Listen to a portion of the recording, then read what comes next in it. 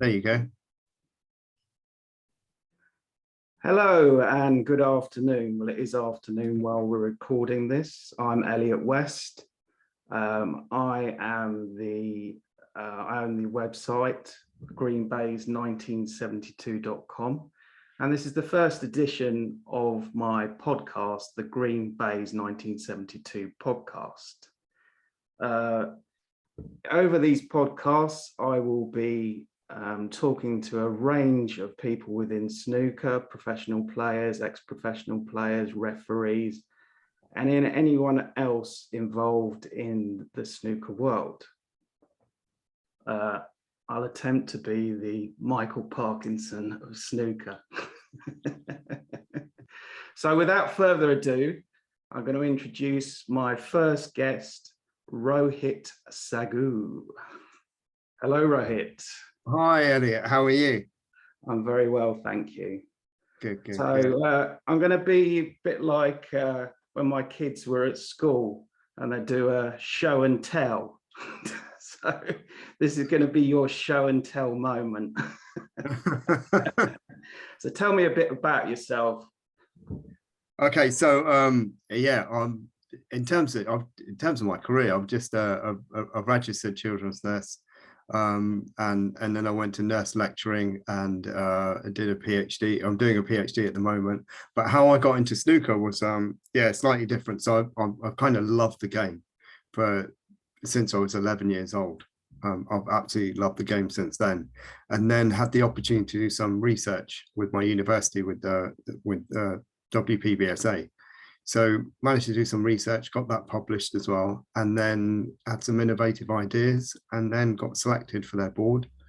And I've just been on the board for the World Seniors, trying to promote the game in terms of like age participation. So one of my research articles was around how snooker really benefits old age in terms of keeping mental health and socialization up to date, and keeping people socialized as well.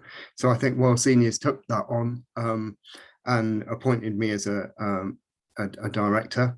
Brilliant. And then I think had some ideas around snooker in terms of the what it could be in the next few years. So the EPSB took me on as a director as well. So it's been really good. And I think what it really showcases is that you can be a fan. And essentially, that's exactly what it was. And it's such a close-knit family in terms of the snooker world. I think you and I both know that, because you kind of know each other and you know everyone around the circle and the circuit and everyone else as well. And it just kind of shows that if you can really contribute to the game in some respects, you can actually get noticed. And once you get noticed, you could get into that snooker arena or that snooker world. And that's a really kind of, that's really where I'm coming from. I'm kind of part of that, a little very small part of that snooker world as well, and just a little contribution to that snooker world as well. So that's where I'm from. Well, you must be doing quite well, because Barry Hearn sent you his book, didn't he? And he signed it. I'm still waiting for my copy. So I think the postman's reading it. So yeah, it was good. I mean, I met Barry Hearn at the World Snooker Awards, and it's a funny story actually. When I met him, I wore a flashy jacket with the real white lapels. It's kind of designer lapels on there. So he couldn't miss you then. Yeah, he didn't miss me at all. I think nobody missed me that evening, and it was really lovely actually, because kind of stopped me and he said to me, "I want that jacket." And I was sitting there toying with the idea, was like, should I give this jacket up for Jessie May and just have it auctioned? And he goes, "No, I want that jacket." So yeah, I met him very briefly. Very, very, very nice chap. And I think, what he's done for the game, he's, revolutionized the game in terms of it. I think even the game was existent for many years before him, but I think what he's that pioneer of evolution in terms of where it's gone and where it is today. Yeah. And I think every snooker fan, including the players and everyone, can't thank him enough how he's driven this game over the last. Because I mean, he's got a long history in the game. He set up his match play business in matchroom business in the basement of a snooker club in Romford. Mm. Yeah. So he was involved with Steve Davis, and obviously when Steve Davis won the 1981 World Championship, he was there, and he went mad in the crowd and everything, and everyone remembers that. So yeah, I Mm. mean, he just knows everything about snooker anyway. So yeah, great bloke. Yeah, awesome, awesome. And you know, I'm going to read his stories as well. But one of the things that takes me back is he actually went to with Steve Davis here, Lucania Club, and Yeah. that's in Hounslow. And I was born and brought up in Hounslow, and I used to go to the Lucania Club as well. Years Ah, ago. So brilliant. when I first started, you know, on the big tables and just started playing on the big tables, I think it was about 11. We used to go on a Saturday afternoon, Saturday morning, because they only had like you know, a free couple of hours between 10 till 12, and that you could use it in my, it was the old Riley's Lucania.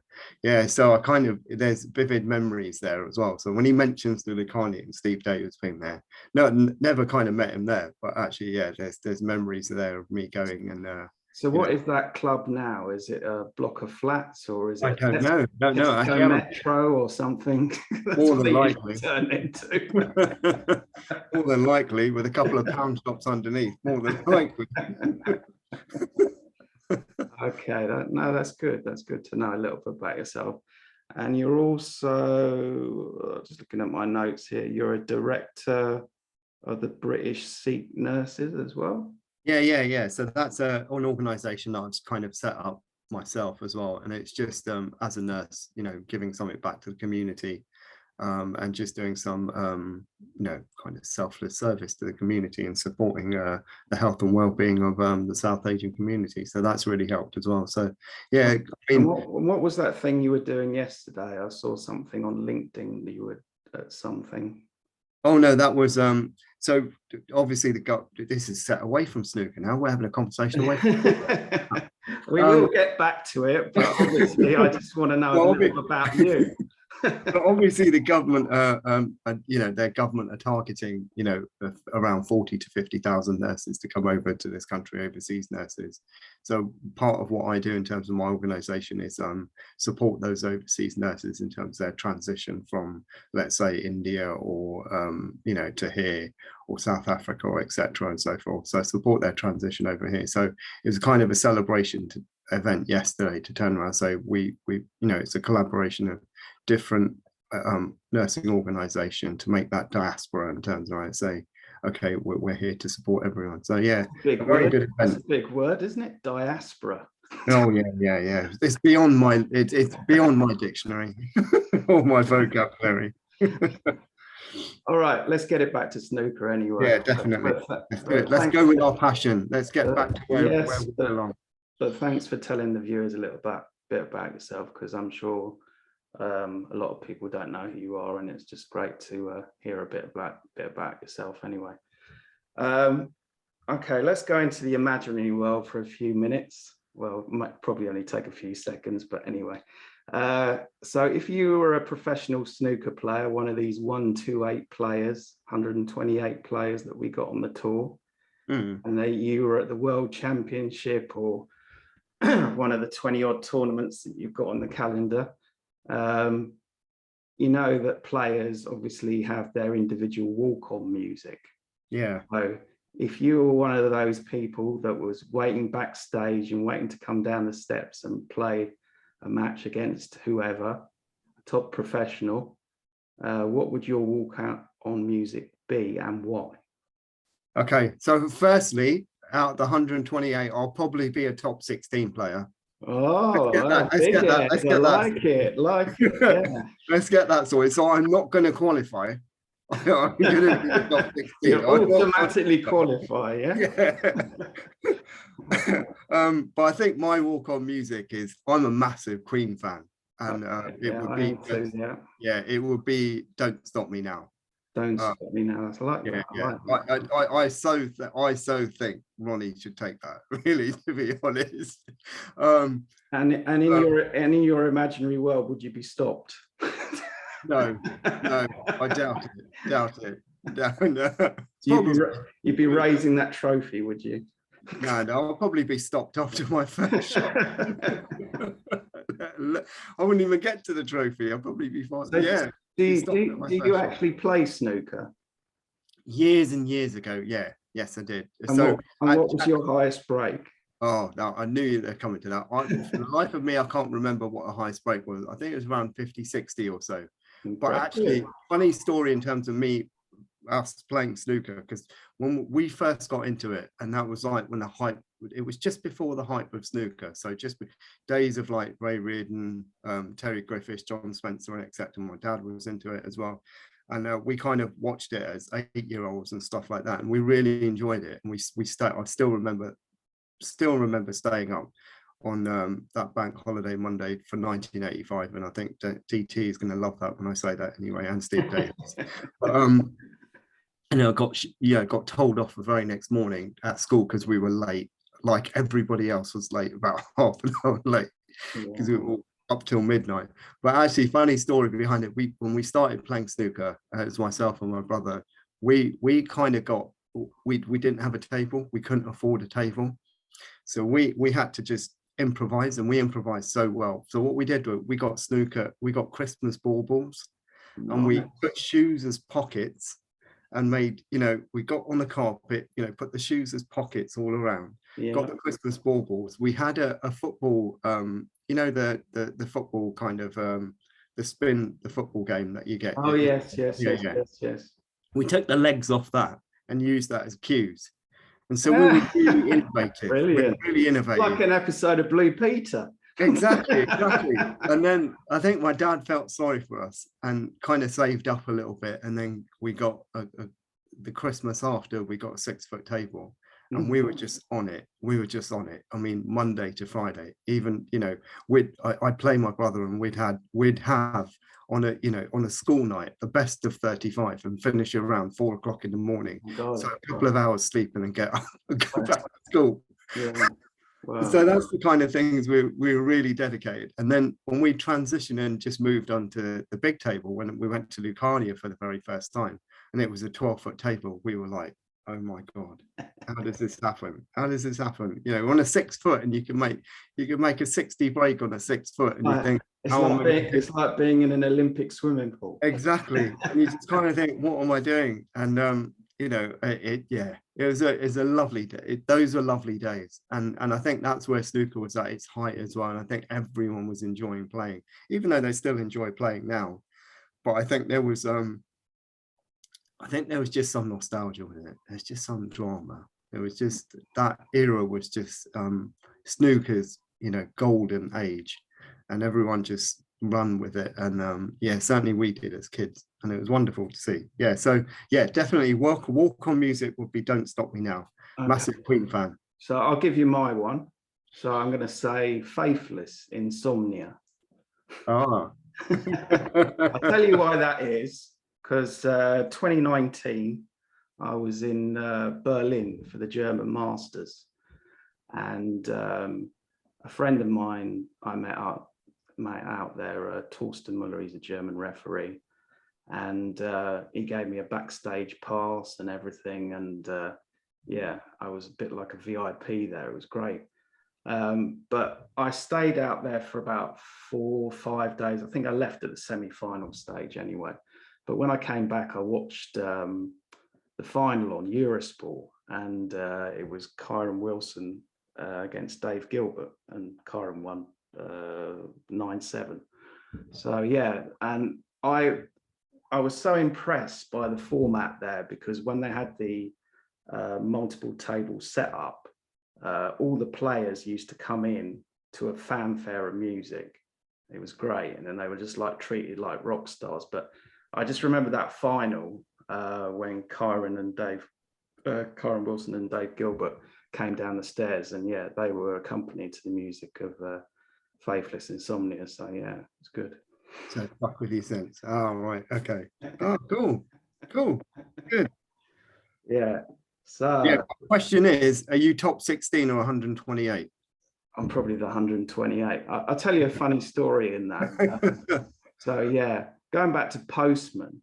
So my local postman, one of my 3 local postmen, he knocked on my door one day, and he said to me, he goes, "Oh, you're mates with Alfie Burden, aren't you?" And I said, "Yeah, well, I do know him. He's on Twitter and that." And he said, "Yeah, okay."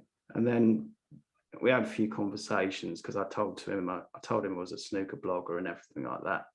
Then anyway, out of the blue, a friend of mine, well, he's a friend of mine now.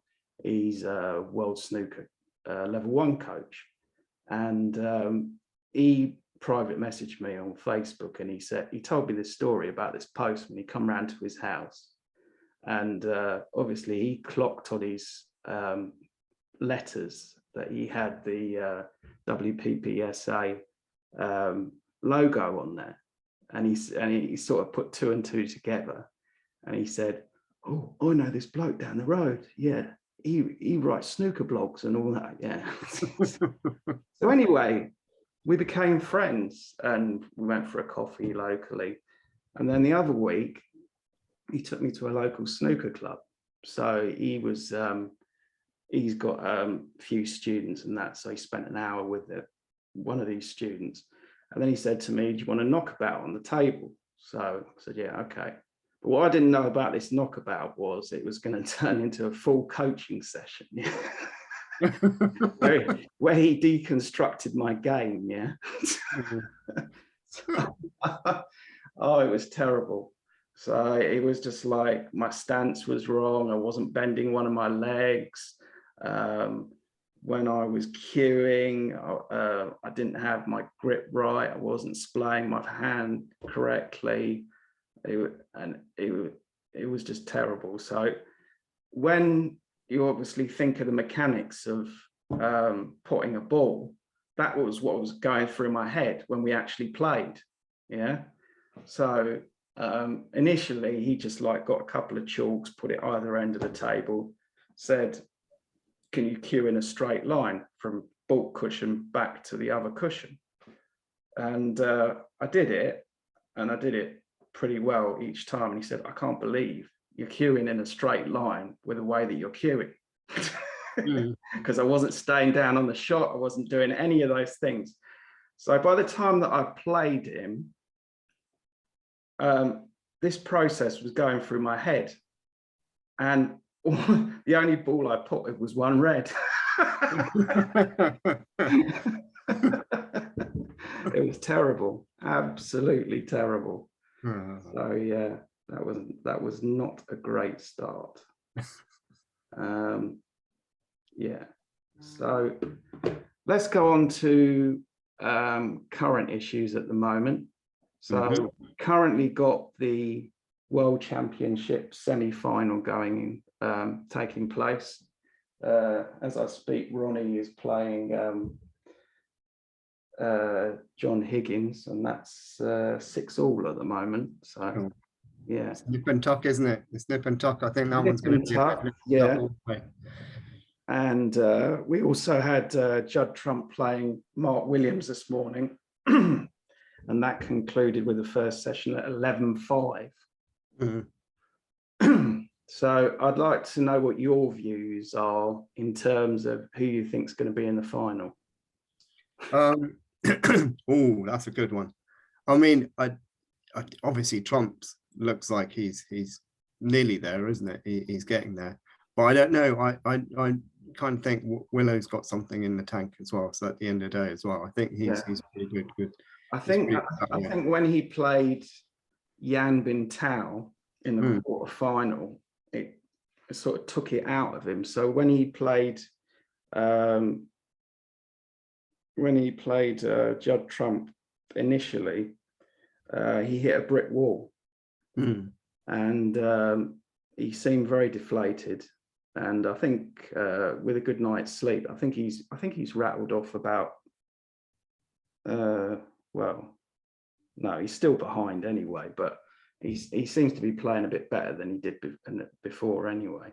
Well, I think what's different about Trump Judd is he's relaxed, he's happy, he's enjoying it. And when I kind of wrote my piece and did my research around, because when I did my research, it was with the WPBSA, and we probably had about 1,300 participants, and we were going to measure 1,300 participants, and they're all snooker fans. They're all affiliated with the WPBSA, and that's it. And it kind of like ran, and it was, went out to proper snooker fans, and they responded as well.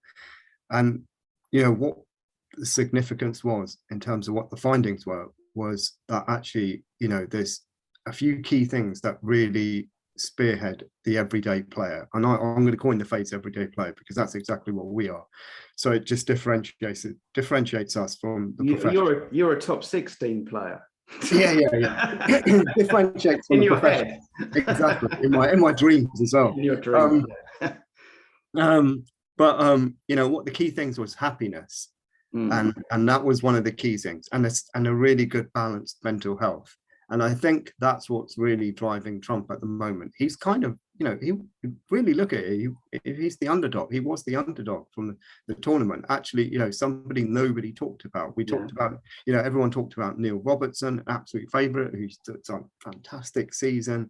But I think Trump has gone, he's slid under the radar. He's a bit undercover. Nobody's noticed, but he's just enjoying himself now at the moment. I mean, there was a time where he's thinking, I'm taking a year out, I'm going to do this, I'm going to take a year out and just, kind of rebalance myself and do what I need to do. But I think he's reflected on that and said, well, you know what, I'm just going to go out and enjoy it. And I think that's the most important bit about snooker, is enjoying it. And if we think about the professional game in terms of when they enjoy it and then when they feel relaxed and loose and they're really playing really well, is when they get past that 67 point or 70 point marker. And you always see this in games. And it's kind of like, I'm going to throw a bit of a Chris Henry in this as well in terms of it, because I've done a bit of psychology as well. But I'm going to throw Chris Henry in with this as well. But actually, if you think about what happens after, you've got over the line, you've got that single red, and you've got that color that enables your opponent to now need snookers. Your snooker flies out the window. It's like magical. It's like you're in a practice match. It's like the balls are knocking in. It's like the confidence is there, and you might even not even see a few players chalk their cues as much as well either, because they know they're just going to get there, and it's like really relaxed. And I think for a lot of the professionals, all players, just everyday players, if you can emulate what you're doing past that point, before that point, then you've got a really good game. And I think that's what Judd has done.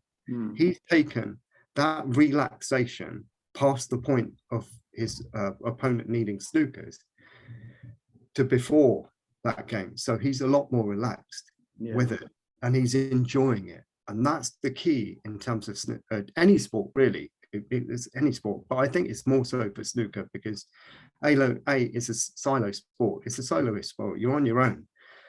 And you have lots of stuff going through your head at the same time. It's a mental sport. Yeah. To sit back on the seat, I think the majority of thing is the battle. The biggest battle is what your mind tells you. It's that self-talk. If that's the biggest battle, it's that self-talk. Is it positive? Is it negative, etc.? And I know Dr. Steve Peters, he's got the monkey on your back, so he's got the chimp about the chimp, and that's it. And that's exactly what it is. It's he's kind of depicted as a chimp on your shoulder, but actually it's about self-talk in your brain, and how you get over that line of self-talk and make it positive, and how you kind of look at your own personal experiences or what you're going to do and try and twist it around to make it positive, to try and get your game back as well. And not concentrate on the other person's game at all, because then that puts you in an even darker situation, or steps you back even further. So it's one of those things that I've kind of looked at from a research perspective. Though I do love Chris Henry because he's amazing in terms of what he's done. He's obviously well read. We'll say that, and his results speak for themselves. To have two finalists with Sean Murphy and Mark Selby, in his camp, I think that speaks for itself. But I think it's almost, you've got to have that well-being or that mental state it's that past to that point of like, you know, when you see that red line and if they score over 67, they're into snookers and their snookers, you know, the snooker seems to fly, and that's it. And that's why you get and that's probably why you get the century breaks as well, because it's now comfortable. You're in that point where you've won the frame, and now it's just a case of like, let's just get a century. So you think Judd Trump's a bit of a silent assassin then? Do you think he's going to? Probably. He's yeah. I think for this tournament, certainly, you know, no, you know, he's not. You know, he hasn't. He's not been a bookie's favourite. You know, I've had real problems with this final, and I've chopped and changed in terms of who I think is going to be in the final several times. And I initially thought, you know, it was going to be Ronnie O'Sullivan and Mark Williams, but since then I've sort of changed my mind again, and I think Ronnie will definitely be in the final, but he may be against Judd Trump. And the thing about Judd Trump is he's got a good track record against Ronnie O'Sullivan. You know, he's beaten him quite a few times, and he doesn't seem to be scared of him. So he's like a lot of these players, you know, they just, even when they're beaten, it's just like Ronnie O'Sullivan, oh, he's the greatest player in the world, but well, he's just beaten you, you know, at the end of the day. It's like, you know, come on, man up. Yeah, but with Ronnie comes reputation and name, doesn't it? That's the thing. And see, for players that go against him, that's what they fear. They don't fear the player, it's the reputation and the name that comes behind it. And that's it. And if you can draw that out and, you know, put a line underneath it and take it out of your head and just say, actually, I'm here just to have an ordinary snooker match.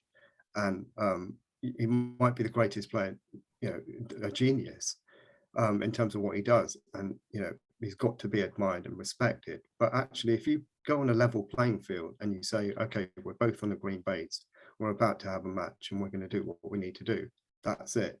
And I think Judd has that mindset. That's why he's had, you know, a couple of wins over him. He's had a few wins over him. So are you agreeing with me that Judd Trump and Ronnie O'Sullivan will be in the final? Well, I think now the question mark is John Higgins and Ronnie, because at the end of the day, it's nip and tuck and it's toe to toe. So that you can't predict. So you can kind of like you can halfway go with the fact that actually Judd's going to be in the final. Oh, don't sit on that fence. It's got splinters on it. Because he's you know, he's 11 frames up, and you know they've got the evening session as well. But I don't knock Willow either, because Willow, he's got the same. I love his temperament. I love William's temperament. You know, it's so relaxed. Yeah, he's so laid back he could fall over. Yeah. He's laid back, but he also he cues in a straight line. His cue action is awesome because he cues in a straight line, and everything goes in. And yeah, it's been helped by Lee Walker and Steve Feeney. Lee Walker, and I think Lee Walker's done really stupendously well with Jackson Page. I mean, Jackson Page, he's coming to fruition from this tournament. Otherwise, he was unheard of. Yeah. And you kind of question why. You did kind of question for a second, why is Willow, you know, pumping up Jackson Page? Why is he really, you know? Yeah. But even to the point of before they played each other, they were still practicing with each other. Yeah. They were friends until the last moment. So yeah, and that's what it takes. And you know, that, I mean, that kind of looks at what we're going to do for it. It kind of transitions in terms of what we're going to do with the EPSB as well. It's that young player, the amateurs, the young ones. You got the likes of, you know, what's going to happen in the future for snooker as well. You know, biggest question every fan asks is, and I see it on social media, I see it everywhere. Once Ronnie goes, what if Ronnie retires? What happens? Well, for world seniors, you know, we're joyous. If Ronnie retires, he comes to us, and so did Willow, and so does John Higgins. That's if they want to continue to play. So they come to us. So at the end of the day, the world seniors will have an absolute amazing platform in the next decade or so. So linked to that is the class of '92. So now when Mark Williams would shoot you down for saying that, he's already turned around and said he hates being referred to. Well, okay, but I'm going to be shot down then, because because everyone goes on about it, and I wrote a piece about it today, so I thought it was a bit topical, so we'll talk about it. So obviously you've got Higgins, Williams and O'Sullivan. They're classed as this triumvirate of the group of trio of the class of 92. People always forget Joe Perry, but he became professional at the same time as well. So you got an impressive stats here: 28 Crucible semi-finals between the three of them, 19 finals, and 13 World Championship titles. That's amazing stats. That is amazing stats. I mean, I was sitting there thinking when it was the semi-finals, thinking 13 world titles between the three of them. That is just phenomenal, especially in the modern day and a modern game as well. And yeah, they've had sustainability. I'd say that they've sustained it. But I think it's just because, and if we think about what's going on in snooker, actually, even the likes of Mark Selby, Neil Robertson, they're winning as they come to the age of 40, between the age of 35 to 45, they're kind of winning. So do we think that actually, because snooker is such a, the question is, and this is a good researchable question, to be honest, is because snooker is such a technical game. Yeah. And it's also, you've got to be of the right mindset. Is it because experience and the long time playing and the years of being a professional and the experience of being a top professional as well, suddenly gives you that knowledge and continually learning as well, develops you over time? Yeah, actually you really come into being into fruition at this peak age, or between the age of 35 and 40, at 45. It's kind of like a fine wine, isn't it? I mean, the longer you age it, the better it becomes. Those days, I think that's what it is. Yeah, those days when people used to have to go up to the Norbreck Castle Hotel in Blackpool and qualify there. Yes, you had all like these people. Some people loved going there, and some people hated going there. It was a cold, damp place, let's say. But there's this well-recounted story of Ronnie O'Sullivan, and he was playing in the qualifiers up there, and he smashed up everyone. So it's just like, and he was a little kid then. Well, he was a teenager. So I mean, it's like, it's miraculous how, I mean, those sort of players are a bit younger than me. I'm 49, and I feel knackered at 49. So I mean, this doesn't. I really can't start to comprehend this longevity that that these players have got. It's amazing. Yeah, I think it's just building your experience and knowledge and your know-how of the game, learning to take defeat, learning to win and how to win is most important as well, getting over the line. So once you've experienced I felt for Jack Lazowski this week. I really felt for him because I think he's on the precipice of actually winning a tournament. He's just on that curve to actually winning a tournament. And I think he's got it. He has got it. But then you question, he's got it to win. Everyone will say you've got it to win, but has he got it to turn around and say, I'm going to ask, get over that line? And this is what I think the rest of them have. They've got that experience, and they've got, the experience of turning around and, turning it into a win and getting it over the line. And we saw that with Lazowski and Higgins this match as well, especially in the last frame. That's it, made a mistake, and that's it. The red didn't go in, but actually Higgins turned around, knuckled up and said, right, I'm going in and I'm going to do that. And that's the kind of aggression you need to have as well. I think the only player that's ever really showed massive aggression right from the beginning was when Mark Allen won the Masters in London. He was aggressive right from the get-go, and he went all the way with this mindset: is I'm going to walk out with this tournament and I'm going to win this. and I don't care who's going to stand in my way. And from a psychological perspective, I've never seen that much aggression in terms of snooker, and he really had it. But that was, can you emulate that? That's the thing. But how long do you think this class of 92, as they've been dubbed, I'll exclude Mark Williams for a second because I'm sure it's at me anyway, but how long do you think this class of 92 are going to carry on? I think they'll carry on until they stop enjoying it. That's my honesty.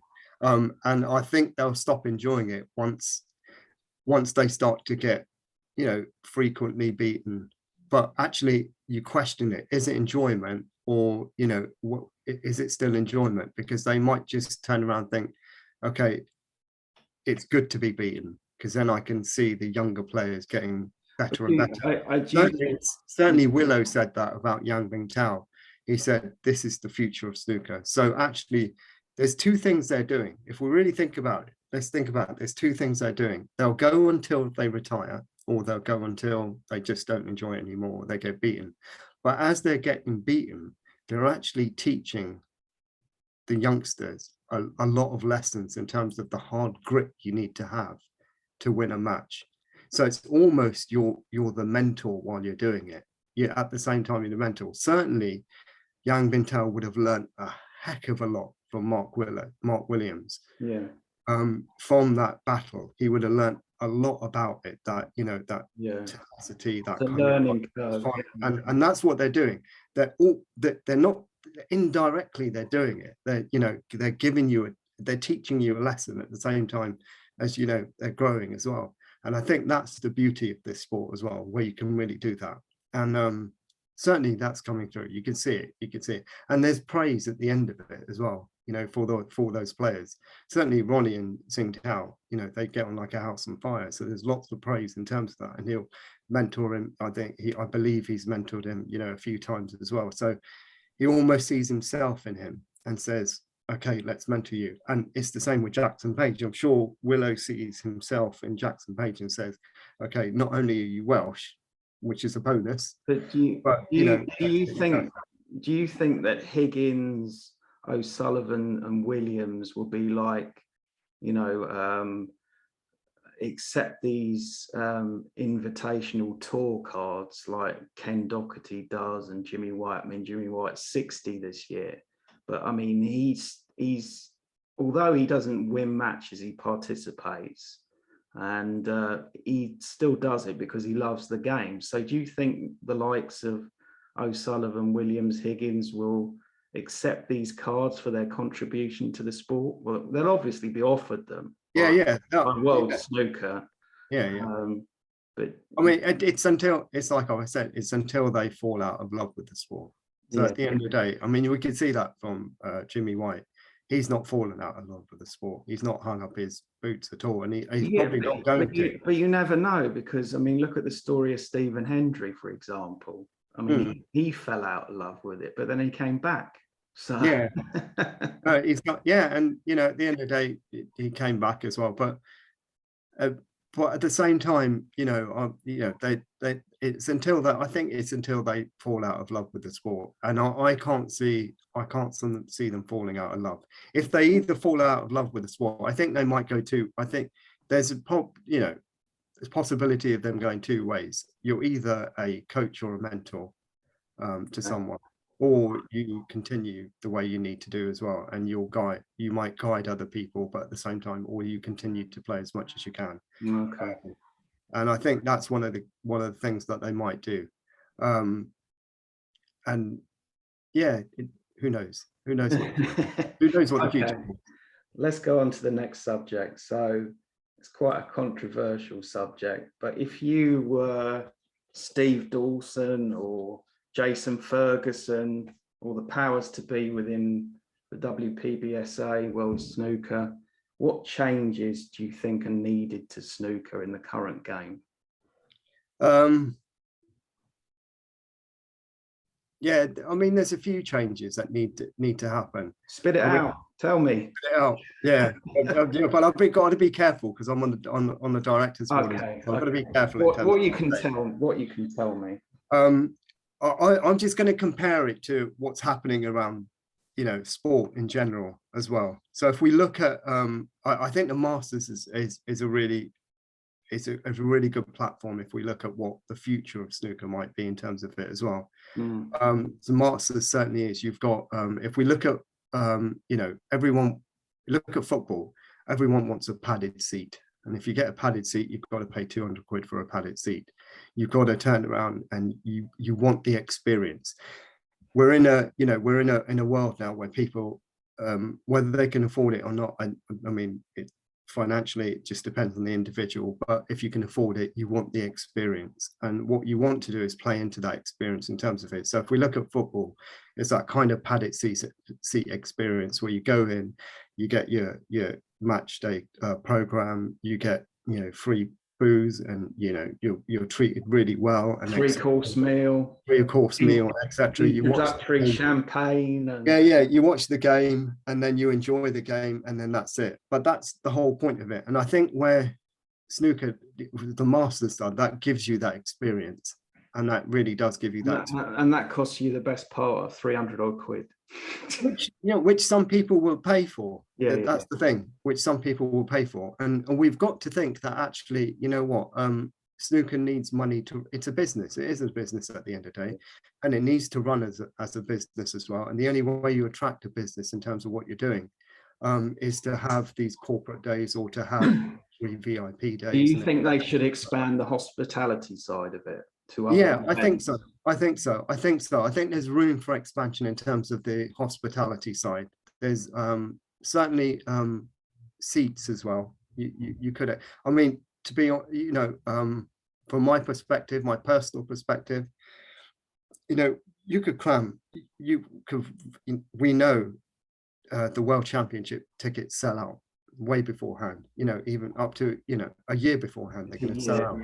And so the seating capacity is what, around 2,000, but you could generally, I'm not saying we're moving it to the out of the Crucible, but if there's capacity to increase the Crucible to about 3,000, which there isn't, but if there was, hypothetically speaking, if there was up to 3,000, I think you would get 3,000 to 4,000 fans in there. You've been to the Tempodrome. Yes. And the Tempodrome, can hold up to 4,000 people. Yeah. And that's it. On a final, you'll get that filled up. That'll be full to the rafters, Full to the rafters. So that it's not a case of that the fans don't want it. Of course they do. So there's room for that expansion as well. And that, kind of gives us the other debate, is whether, it stays at the Crucible or it doesn't stay at the Crucible, it moves somewhere else.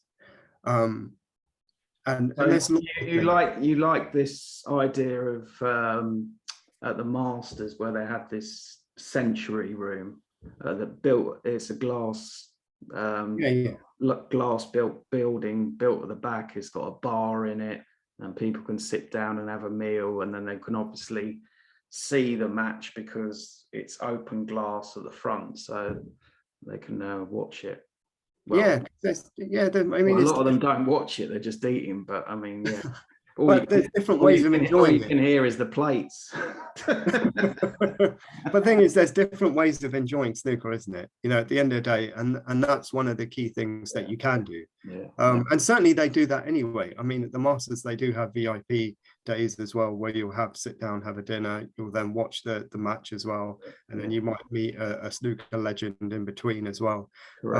So they have that day. But I think there's, if I was Steve Dawson, there's room for expansion there as well. It's really about, giving the fans what they want, and they want tickets, and they want to see the top 16. I think he's done a marvelous job in terms of moving the UK Championships, Kazoo UK Championships, to the top 16, so same format as the World Championships.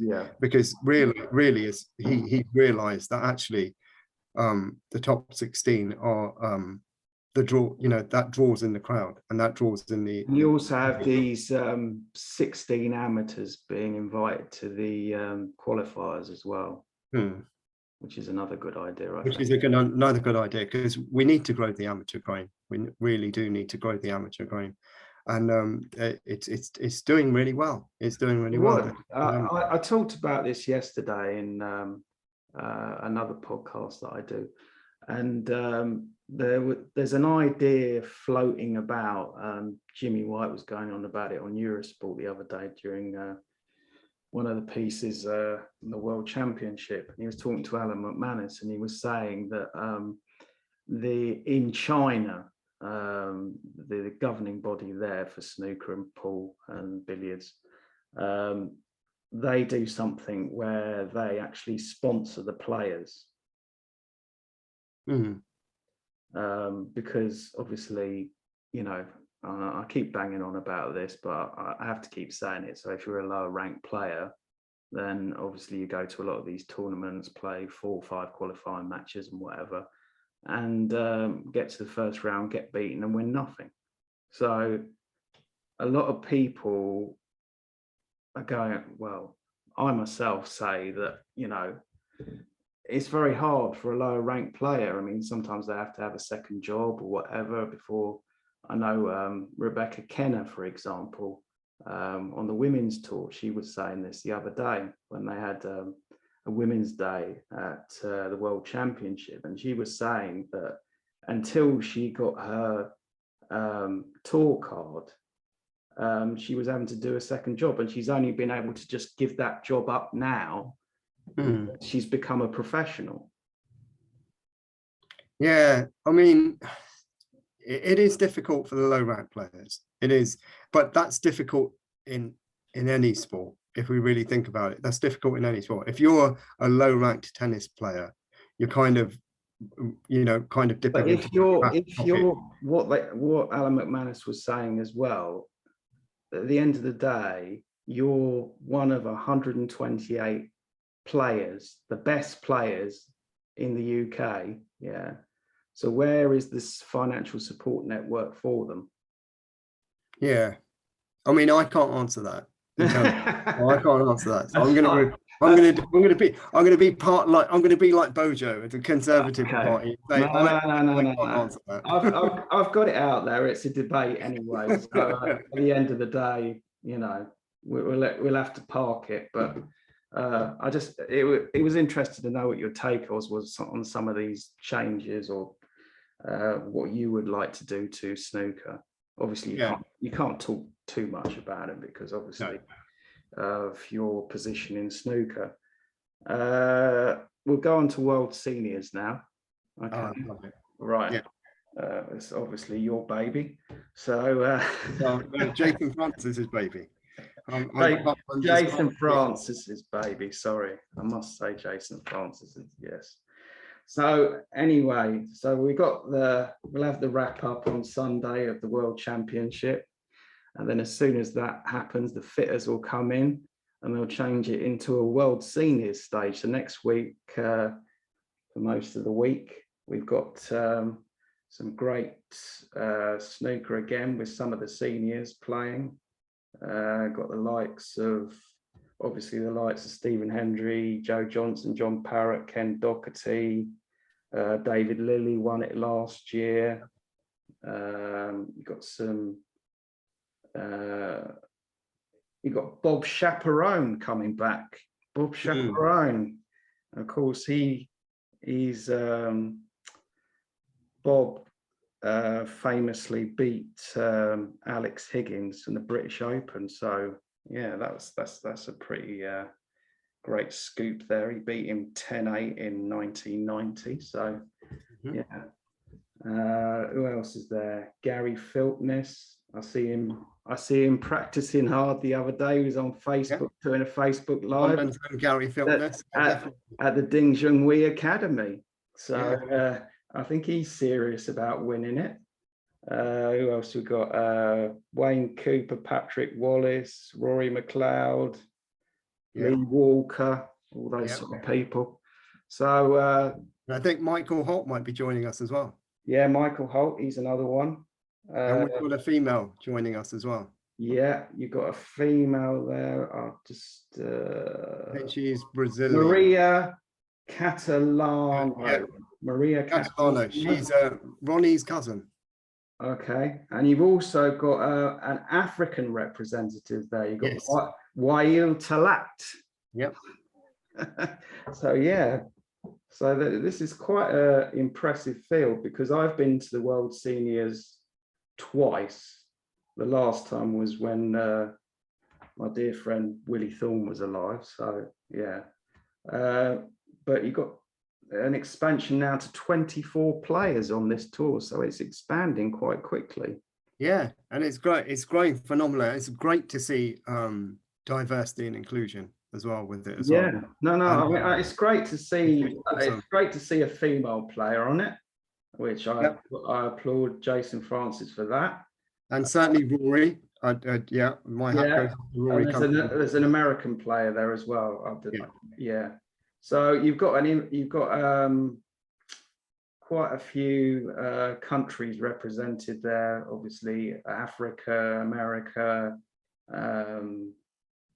Ireland, Northern Ireland, everyone basically there. So who do you think is going to win that? Who knows? I'd love to see Jimmy win it again, but I think with Michael Holt on there, I think he's dangerous. Michael Holt. I think he's got a good chance of winning this. Lee Walker's pretty good. I think Rory's done really well. He certainly did well in the qualifiers for the World Championship. And so I think, and yeah, Rory's been he's been pretty. I think a dangerous contender is my friend Darren Morgan. So yeah. Look out, Darren Morgan either. He wins everything on the amateur circuit. So yeah. But yeah, it's a good playing field, because you can, it's another one that you can't judge who's going to win at all.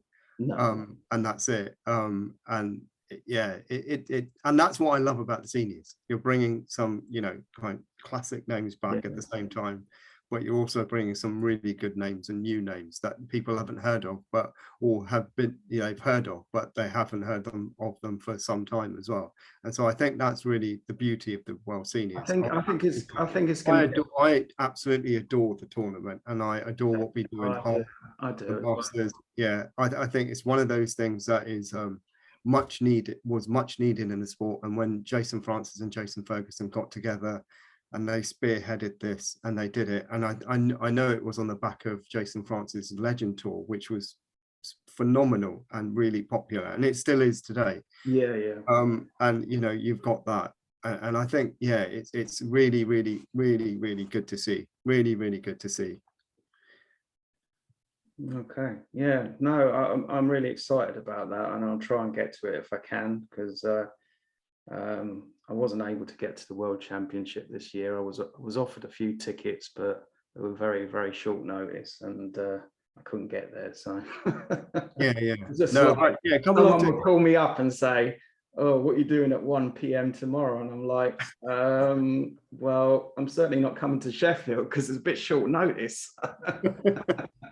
But yeah, if I can get there, I'll get there, because I really do enjoy the World Seniors, and it's great because quite a few of my friends are on the World Seniors tour, and it's a great catch up with some of them, because I obviously don't get to see them very often. So it's just a lot of Facebook messaging and Twitter messaging, which obviously, because of their workload, and a lot of them are involved in snooker clubs and all the other stuff that they do, it's hard to get to see them. So, and actually, I think rumor has it that we might have, I'm just seeing it on Twitter though, only on Twitter, that we might have some some famous names commentating as well. And then there was a tweet that Jason Francis sent to Neil Robertson saying, you've still got to commentate on the World Seniors at some point. So I don't know if Neil Robertson will take that up or not. But I know that we've got Mike Dunn, really good friend of mine, Mike. I really like him.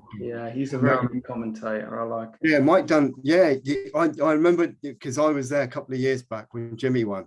And Mike Dunn picked up the mic for the very first time. No pun intended with that either.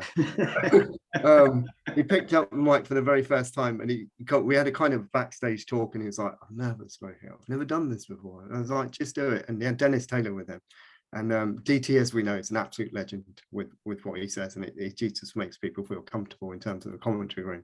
And so, yeah, he picked it up. He did really well. And after his first session, I said, yeah, well done. So, yeah, it's good to see Mike Dunn in the commentary room. Okay. Well, I'm glad you came on to commentary, because there's something flying around at the moment, which is something I've been talking about. I don't know how much you can say on it, because again, of what you do in snooker, but if you can answer this question, you don't have to answer this question. You can do another Bojo moment and not answer it.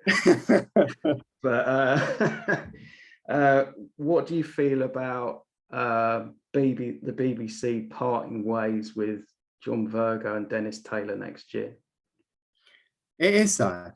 It is sad. You know, they're both good at what they do. They're actually, yeah, they're superb at what they do. And I think it's a BBC decision in terms of what they do. So it's based upon their contracts and what they want to do and what their vision is in terms of the BBC. So it might be their vision of looking at somebody. They might get stopped if my petition picks up.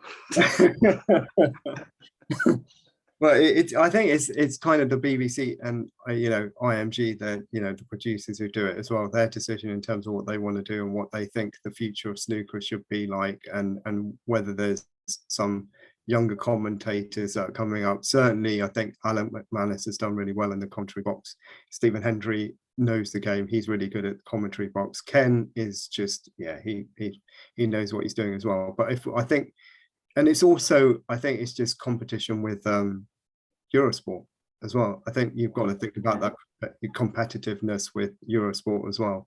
And Eurosport's got some good commentators where they've got, and they're also bringing up, even though Judd and Jack Lazowski have said this before, you've got to look at the younger players, you've got to look at the younger market, you've got to look at somebody that's influential, that's going to make it. And I think Radzy's doing an amazing job on Eurosport. He's really, people will tune in, and you kind of, I mean, if I was to have a crystal ball, taking away my job in world snooker at the moment, and etc., and I was looking at a crystal ball, I think you kind of need a bit of a young momentum in the sport. You've got that other lady, Aisha Singh. Yeah, Alicia Singh. So you kind of need a young momentum in the sport as well to attract the younger crowd in terms of it, because if you do look, you kind of look at the audience members. I'm guessing the average age of the audience members will be around 35 plus. The average age would be that 35 to 40 or 35 plus or so. So at the end of the day, you do kind of need to think about attracting a younger audience. And this is where the likes of Alicia Singh or Radzy will come in to attract that. They've got a good influential, they've got good influence in terms of social media, etc., and doing things with the younger people, and younger people kind of like take to them as well. They're good role models. Do you think we should have like an X Factor moment where we look at some of these 128 players and see if they've got any potential? You never know. You never know. You never know. There could be one of the 128 players that make really good. Who knows? They could do, but they obviously dedicated to their time in the sport and on the tour as well at the same time. So Mike Dunn didn't know he could do it. He was just but I think Mike Dunn retired before he picked up the mic. So he retired. So at the end of the day, it is quite a lot. But if you've got a lower ranked player who's obviously not playing, then they can obviously commentate. Yeah, but it depends on and how young they are. That's the thing. Is it a young person, or that you've got to look at the age and what their attraction is as well, in terms of it. I mean, if my bone of contention in terms, I'm not going to name any names because I'm not like that. But what I will say, particularly about BBC commentary, is that some of the people that are involved in it rely heavily on research notes, and they don't actually watch the season as a whole. That's controversial, but that's my opinion on it. So, and you're entitled to it as well. But thing is, we need some stats as well, don't we? Certainly Dave Hendon it enjoys the stats, and sometimes that. And if we think about the conversation that we've just had, and we've been talking now for, let's say, about an hour, but you've reeled off some stats within that hour, and I think that's, that engages your audience, because especially for somebody who's a newcomer to the sport, they've just switched on snooker for the very first time, they see a couple of players playing, and then you've got, Dave Hendon or Alan McManus kind of saying, well, this person's won this, that, the other. It's a kind of reminder of saying, this is what they've won, and anyone new to the game will turn around and say, wow, I didn't know they won so much. Or you have to infuse that audience and attract them, and that's the method of doing it. And it adds to the conversation. It adds to, you've got the drama of the game, which I think, the most perfect performer to get the drama out of the game is certainly JV. JV gets the drama, and he, just what he says. He's got colloquial sayings. He doesn't always know where the cue ball's going though. But that's a colloquial saying in snooker now. At the end of the day, that's a colloquial saying. Where's the cue ball going? And I think, if you asked Ken Doherty to say that, it wouldn't be in the same way. No, it wouldn't. And I think that's what that's what we'll lose with JV and DT. That's what we'll lose when they leave. Is those? I think that if they do depart, I mean, I don't know whether it will. Obviously, the BBC are saying they're going to depart. So let's go on that assumption that they do leave after the World Championship in 2023. I think because of their wealth of experience that they've got, over 30 years of experience each, and their knowledge of the game, and they've played every player that there's been since Fred Davis, basically. So, I mean, I think they will be scooped up in some other capacity by some other network, ITV4, or maybe even Eurosport. They may even decide to take them on, but obviously they do the commentary for World Seniors, and that will probably carry on. And so, I don't think they'll lose out. I think they will get something else. Well, who knows? Who knows? I know at the end of the day, it hasn't happened yet, and we're just making assumptions of what will happen. So, but it's a topic of conversation at the moment. So I thought I'd pick it up. You never know. Listen, after listening to our podcast and the way we sound, they might turn around. The BBC might turn around and say, "Listen, we want Ellie and Rohit," and all the snooker fans are going, "Who are these two?" Scratching their head. Who are these two? That's it. They sound good on the mic. They don't. At the end of the day, if you don't read my stuff, you don't know who I am. So I mean, and likewise with yourself, I obviously know you, and lots of people know you in snooker, but there's a lot of people out there who don't know you and what you do, and obviously you chop and change between your day job and snooker. So so like myself, I write, I blog, starting on podcasting, but obviously at the end of the day, I'm a supervisor at London Underground. So, but this is what I mean. At the end of the day, it's the ordinary fans as well, that make snooker as well, and it's it doesn't matter what walk of life you come from. I think you need that different take in order to exactly. I mean, you've got to remember current. You've got to remember the grassroots of snooker. It's a working class game, and it's a gentleman's game, but also a working class game. So at the end of the day, that's what it is. And at the end of the day, it'll be working class people, and it's now changed over time, but it's still at the grassroots of it. It's that, and that's what makes it. Right, so let's conclude and have a wash up and afterthoughts. Anything you can think of after this hour plus that we've talked about? I mean, World Seniors is. I just want to say, actually, it's phenomenal how the game's changed. It's phenomenal how the game's really progressed. and it's amazing to see. And it's going to sustain itself for a very, very long time, past the point of my when I'm kicking up daisies and etc. as well. So it's just amazing, and you can't take the beauty out of the game. You can't, and it's always going to be there. And there'll be some, mavericks. There's going to be some great players. There's going to be some enigmas going through. There's going to be some awesome stuff over the years. And I think it's just we're in a privilege in snooker watching young players, the likes of Bing Tao, Xing Tong, and Jackson Page, and even Liam Davies, who nearly got through from the qualifiers. That's where the bedrock of snooker is for the future. And I think, with the investment that's happening, certainly Victoria Snooker have done amazing. Victoria, she's done amazingly well in terms of what she's done. And I think, moving forward is probably, my guess in terms of moving forward is to have these hubs of academies in terms of that, and really breeding snooker in these academies and breeding young players in these academies as well. And that's where you're going to really find it. You're going to find it. So you've got lots, and they seem to be northern based as well. A lot of them seem, so you've got Victoria's, and and then you've got I think you've got is it not high end? You've got the one in the where Mike Dunn works.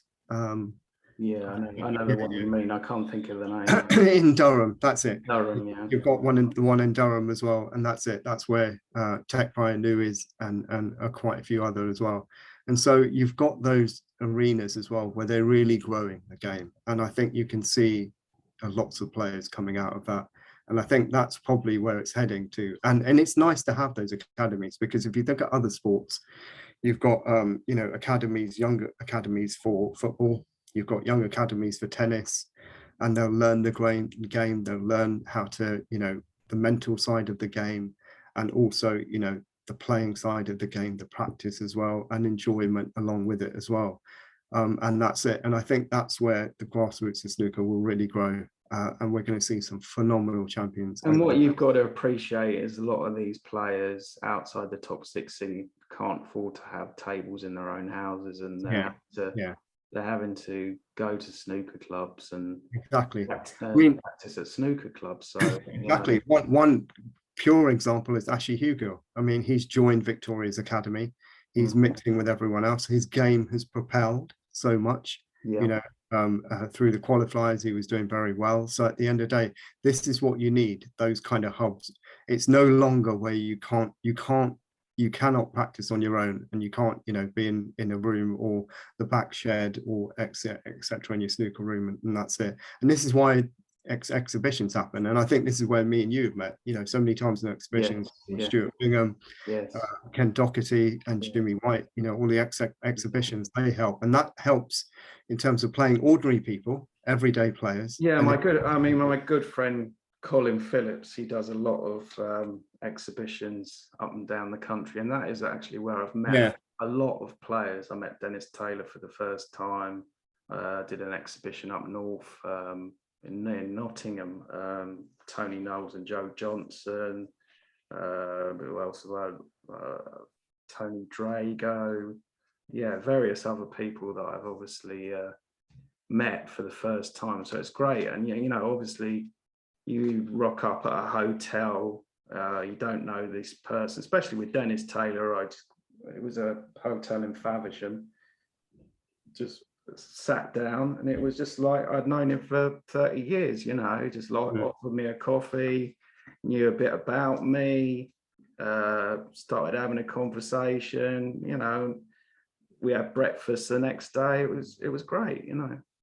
Yeah, I mean, and it is, and that's something I couldn't. If you asked me that question 20 odd years ago, when I was like it, well, I'm 49 now, so it'd be even longer ago than that. But anyway, when I was I started watching snooker and I was about 15. I think I came into it quite late, but I was a big Jimmy White fan and everything. I've met Jimmy White now 10 plus times. I was with him the other week in Eastbourne for a pool exhibition. So, and it's amazing when someone like that comes up to you, shakes your hand and says, "Hello, Elliot," It's like same with Ken Doherty. Every time I see Ken Doherty, he comes straight up to me. Stuart Bingham does the same thing. So it's wonderful. Yeah, and that goes back to what I said. It's a very small family, and actually all of the players are down to earth. And certainly when I've met them as well, I mean, I can echo the same thing that you're saying. So when I see Jimmy, Jimmy says hello. When I see Ken, Ken says hello. When I see Stuart Bingham, I've been out to dinner and lunch with Stuart Bingham, and he's probably he's really down to earth. Yeah, very approachable. Yeah, really approachable. And you kind of it's a small knit family. So at the end of the day, if you spend, certainly when the seniors was on with the audience, and even a couple of years ago even last year or the year before when the seniors was on as well, you kind of see the players backstage, you see everyone backstage, and that's it. You kind of talk to them, and that's it. They talk to you, they get familiar who you are, and even coming into players lounges quite often, and that's it. They get kind of familiar who you are, what you do, and exactly what you do. I think it takes me back to the first time I went to the 2018 snooker awards, and I was in awe, absolutely in awe, sitting there thinking, oh my goodness. So I went round everybody and just took a picture with them. So I was it's a couple of them, Mark you were Selby. the ultimate snooker fan. I was the ultimate snooker fan. You could tell I was a kid in a sweet shop, and that's it, going around everywhere. Can I have a selfie, please? Yeah, doing that. And actually, I remember I was looking at Steve Davis, and he was waiting to finish his dessert, and he kind of shot me a look, thinking, "Let me finish first. I know what you want, but let me finish first." Yeah. And then I finally met him, and that I think out of all the players I've met, I think that was my moment. Because I grew up, I'm a young kid, and he was kind of my hero. Davis was my snooker hero. He nearly got indigestion on his creme brulee. But to shake his hand was like my moment as like a little kid, thinking, the magic moments. Those are magic moments. Actually, even meeting Jimmy as well, that was a magic moment. And he's been nice. He's really lovely, and it's nice. And that's what the seniors brings as well, because it's a very small, close knit family in terms of what we're doing with the seniors as well. So you kind of get. Obviously, these players that are on the seniors, I mean, they all live in different parts of the country, and obviously they've played each other many times in the past, but they don't. It's a sort of a social reunion as well for a lot of these players. I wouldn't say that. Well, no, it's no. I wouldn't go. No, I mean, it's real match play. It is real match play. I didn't mean it like that. I mean, I know it's hard. I know it's hard. I know it's hard fought on the table, but. For example, when you're backstage and I was in the practice room, you cannot disturb Jimmy White or Stephen Hendry when they're practicing. You can't even say hello, and they're really knuckled down, and they're really practicing. So at the end of the day, it's a very serious tournament. It's all of a sudden, you can have a drink with, you can have coffee or with Jimmy White, but as soon as he takes his cue out of his box and out of his cue case, and he's on that green base, even in the practice room, it's like, kind of leave me alone. I need to do what I need to do. No, and that's it. And it's almost they go into just another mode of saying, this is me and I match play, and that's it. And I know when I was in the practice room with Joe Johnson once, and he was practicing, and then he just came up to me and he apologized. He said, oh, sorry lad, I was in the zone at the time. So it's just but Jason Ferguson, he's a demon player still. I saw him a few years ago, and I always take the mick out of him because he's always wearing a suit, but he just took his suit. He lives in a suit.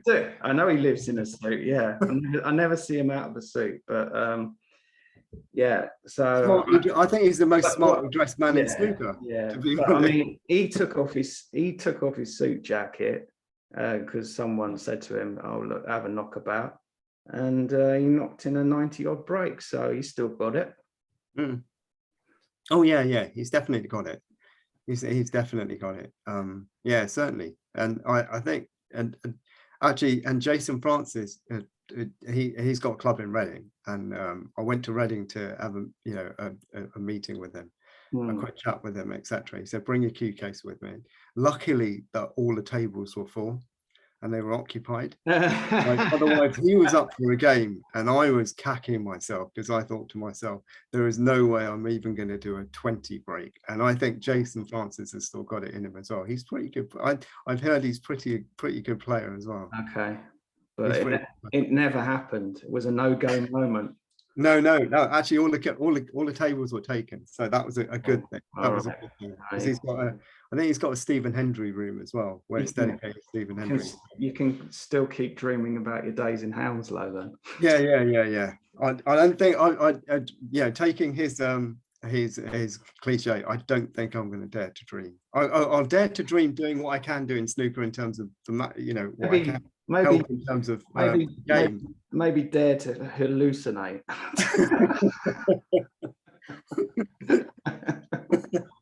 Okay, so it's been a pleasure talking to you. Right, it's been an absolute pleasure talking to you as well, and I really hope the fans enjoy this as well. Yeah, I could talk. It's a different take.